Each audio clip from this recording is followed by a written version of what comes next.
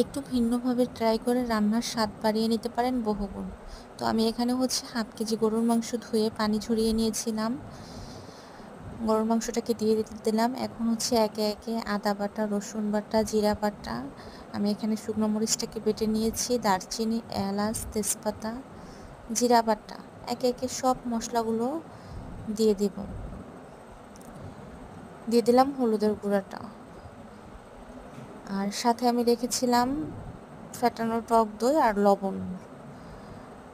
এখন সব কিছু দিয়ে আমি আলতো হাতে মাংসটাকে ম্যারিনেট করে নিব।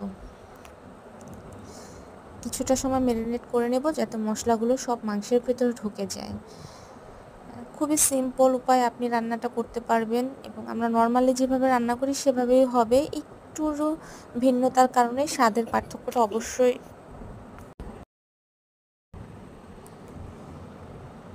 সব কিছু ম্যারিনেট করা হয়ে গেলে আমি টমেটোগুলো দিয়ে দিলাম। এখন এটাকে মেখে ঢেকে রেখে দিব আধা ঘন্টার জন্য। আধা ঘন্টা পর আমি চুলায় একটা কড়াইতে প্যান দিয়ে তাতে দিয়ে দিলাম তেল। তেলের মধ্যে কেটে রাখা 1 কাপ পরিমাণ পেঁয়াজ দিয়ে দিলাম। পেঁয়াজটাকে এখন ভেজে বেরেস্তা হবে না, একটুই থাকবে, বাদামি টাইপের কালার করে নেব। বাদামি হয়ে গেলে এখন আমি ম্যারিনেট করা মাংসগুলোকে দিয়ে দেব।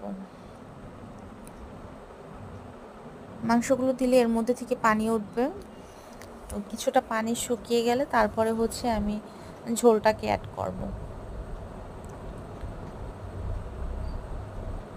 সামনে কোরবানি এসেছে, আমরা বিভিন্নভাবে ট্রাই করতে পারি। তো আমার কাছে রান্নাটা চেষ্টায় খুবই ভালো লেগেছে, যার কারণে আপনাদের সাথে ভিডিওটা শেয়ার করা। এই যে দেখতে পাচ্ছেন ঝোল উঠেছে, এটাকে আমি আর মিনিট 20 কষিয়ে তারপরে হচ্ছে আমি এটার মধ্যে ঝোল দিয়ে দেব। আপনাদের কাছে যদি রান্নাটা ভালো লেগে থাকে অবশ্যই কমেন্টে জানাবেন এবং ট্রাই করে দেখবেন, আশা করি ভালো লাগবে। তো আমি এর মধ্যে হচ্ছে একটু আলুও দিয়ে দিলাম, যেহেতু বাচ্চারা খুবই আলু পছন্দ করে। এবং আমার সবচেয়ে মজার কথা হচ্ছে মাংসের আগে ঘরে মানে রান্না হলে আলুগুলো শেষ হয়ে যায়।